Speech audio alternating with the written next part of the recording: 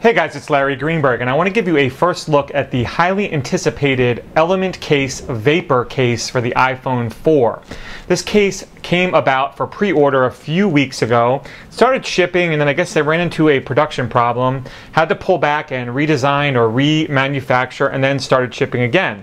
Well, mine finally arrived today, and I want to give you a quick first look at it. Unfortunately, it does have a problem that virtually makes it unusable to me, so I'm not going to really give you too many overall impressions until I hear back from Element Case about how they're going to rectify this problem. But I kind of wanted to give you the brief overview on what the case is all about. Let's start off with the packaging. First of all, this case will cost you $80 without the carbon fiber add-on, which I'll get to in a second. If you do the carbon fiber add-on, it brings it up to $100.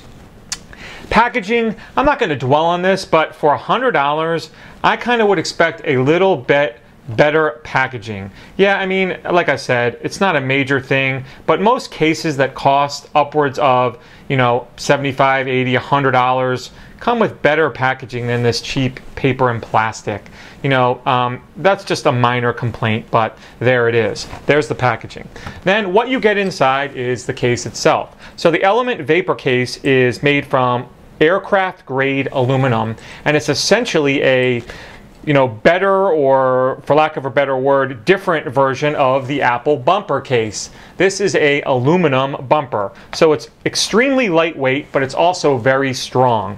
And if you're familiar with the Element case for the iPhone 3G and 3GS, you know that that case used screws to attach itself together, and this one is no different. So what you get along with the case itself is you get 2 extra screws, and then the little Allen wrench that you'll use to not only put the case on, but take it off. So I'll put those aside as well.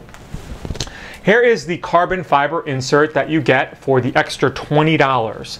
Guys, this is super thin. I'm no expert. It does feel like it's real carbon fiber. I have no reason to doubt that it isn't, but it's very thin. It reminds me of just like a skin. If you've seen my video on the SGP skin guard, this is about the same thickness as that. Now here's my biggest complaint with this. It's a sticker. You have to use adhesive to place it on the back of your phone. And I'll show you that when we put this all together. But essentially, you can't put the frame around and have it hold this together. So pretty much, if you want to use the carbon fiber, you better be resigned to using it all the time, because you're going to stick it on your phone and it's going to be on there until you take it off. And I would imagine that once you go to take it off, it's probably going to ruin it.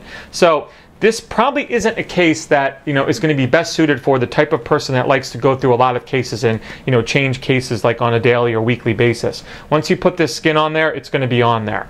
So comes a little foam piece. We're going to get that out of the way. The installation obviously is the hardest part. You have to, like I said, use this little wrench to do so. So the first step in the installation process is to slide your iPhone onto the larger frame, and then you take kind of the outer rail and stick it on as well. And then that's where the screws come into play. There are 4 screws which you have to place into the 4 holes, 2 on either side.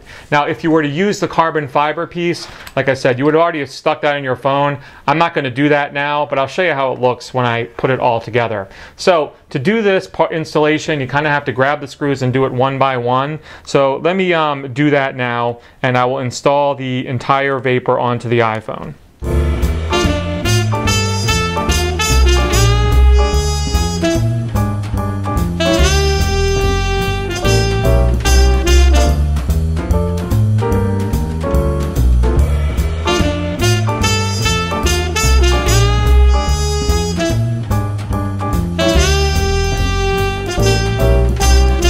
So once you've got all 4 screws in, you'll just want to tighten them.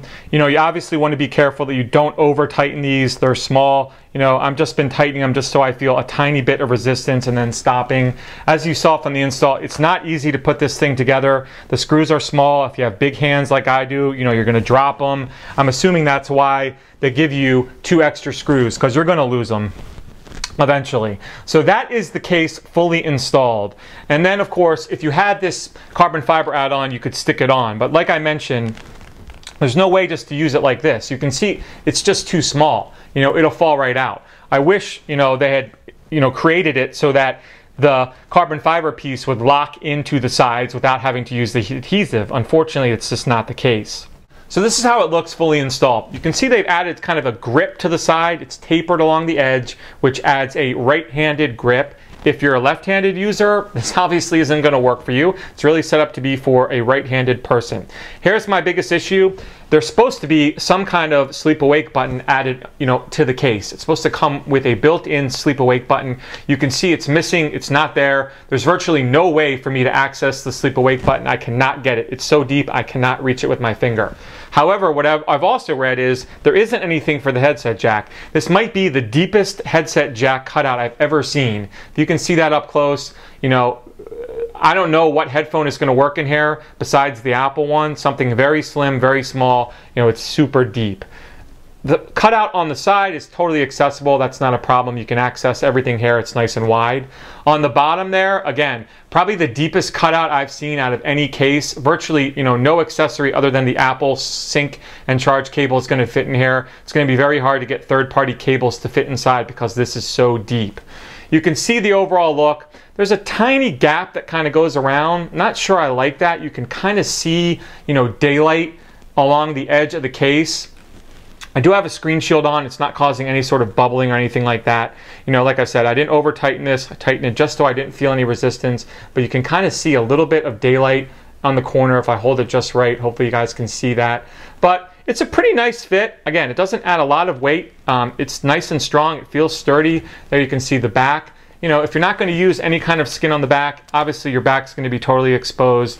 There's not a lot of lay on the table design. The edge, it comes up a little bit. Same on the front, comes up a tiny bit, but not as much as I would expect. Your screen is pretty exposed there. There's not a lot of lay on the table design with this case. On the sides, you can see they have the Element logo right there on one side, and then they have the Vapor logo on the other side. This is going to come in a bunch of colors. They've shown it in pink and orange and yellow. Right now I think it's only shipping in the black and the pink. Again, and you can have the carbon fiber add-on if you so choose. So that's a brief look at the Element Vapor case. Unfortunately, like I said, for me right now it's a big fail. I can't use it because of the missing sleep awake button. Not to mention I dropped $20 on the carbon fiber add-on that, like I said, is an adhesive. For someone like me that uses cases a lot, I'm not going to stick something on the back of my phone that virtually locks me into this case. Like I said, if you're that type of person that you fall in love with this case and you're okay with using it 24/7, then you'll be okay with that and go for the add-on because I think it looks awesome. I'm just not ready to do that. So I will update you when I hear back from Element Case regarding the missing piece and what they're going to do and what I should do, and we'll go from there. If you have any questions about this review, please feel free to drop me a line. Otherwise, you have a great day.